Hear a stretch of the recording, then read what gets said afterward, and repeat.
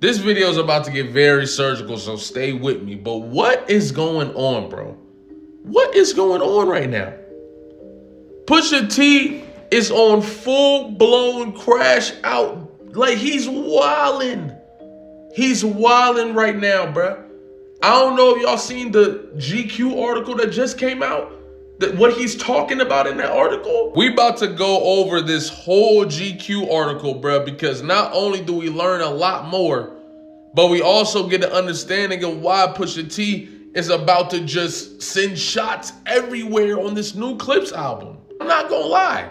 What he talking about in the article, I'm not mad at it. It makes sense to me. I get why Pusha T feel away about certain stuff. And yeah, let's take a look. So if y'all didn't know, Clips just dropped a new music video. And apparently the very final verse from Pusha T is aimed at Travis Scott. Now, a lot of people thought this was about Kanye yesterday.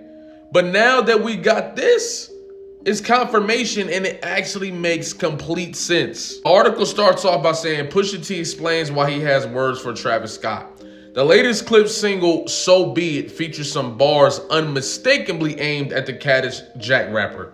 In the previously unheard conversation from our GQ Hype interview, Pusha explained where the smoke is coming from. Yo, this shit y'all about to read in this article is wild, bro. When Clips dropped Ace Trumpets, their first official single in over 15 years, to rapturous applause across the internet, Pusha T was hardly all smiles as the acclaim rolled in.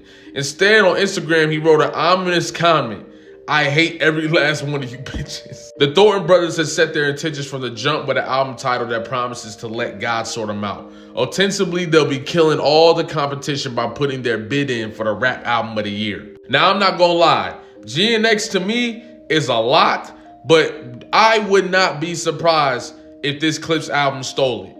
I wouldn't be surprised. And think about it, we're talking about album for the year. We got this album that I know is gonna be a classic, Chromacopia and GNX, all in the same category, all fighting for the same. That's crazy. When was the last time we had that many quality albums? I'm talking about this album like it's a classic already. It ain't even out yet. That's how you know the snippets and everything been crazy, bruh. Pusha is also out to settle all outstanding business, like Michael Corleone in The Godfather Climax. Also, be it Pusha and Malice kicked their usual upper echelon stunting over a sinister Pharrell beat, but things get smoky when Pusha closes the song out with a final verse that made me do a double take on the first listen. Now, we all initially thought this was for Kanye, but take a look. While Pusha never calls out Travis by name directly, pointed references to Utopia and an ex whose lip gloss is popping pretty much erase any doubt about who he's talking to. The verse is short, but no less scathing than any other Pusha similar instances of letting a fellow rapper know what he really thinks of them. And I'm thinking about it, what the hell is Travis Scott supposed to even do about this? What is he supposed to do? Drop a track? Straight up? Like, I don't know if we gonna really get anything of quality in the diss battle between Travis Scott and Pusha T, so I don't see nothing happening. Then he brings up why. When I asked Push why he went in like that, he cited Travis' 2023 song Meltdown, which had come up earlier in our discussion of recent shots and taunts Drake had been throwing. The song's title comes from Drake declaring in the guest verse that he'd melt down the chains that I bought from your boss, give a fuck about all that heritage shit. This is easily one of the worst bars that's ever come out of Drake's mouth. And if you heard this bar and your spidey senses didn't start going off, I don't know what to tell you. But a reference to the classic Pete Neptune's era jewelry Drake bought through Pharrell's Jupiter auction site. So where the issue starts with Travis Scott is the song that Drake made with Travis Scott. And I'm pretty sure he didn't appreciate that Travis Scott be talking like he rock with Pusha T, but he let Drake get on that song and diss him. He brings up another incident where he's basically saying that Travis Scott pulled up to a session and interrupted the session in order to show Pharrell some music. The true context is that we were in Paris literally working, and he was calling to play P his new album. He came to Pharrell's studio in Louis Vuitton HQ where Clips recorded most of Let God Sort Him Out. He interrupted a session. He sees me in there and he's like, oh man, everybody's here. He's smiling, laughing, jumping around, doing his fucking monkey dance. Yo. Saying Travis Scott is doing a fucking monkey dance is outrageous, bro. Outrageous. Travis Scott, you gotta drop anyway. I don't give a fuck. Say if you gotta say straight up 10 times, you gotta do something. We weren't into the music, but he wanted to play it, wanted to film them and Pharrell listening to it. And then a week later, you hear Meltdown, which he didn't play. He played the song, but not Drake's verse. So he withheld the verse because he knew he was wrong.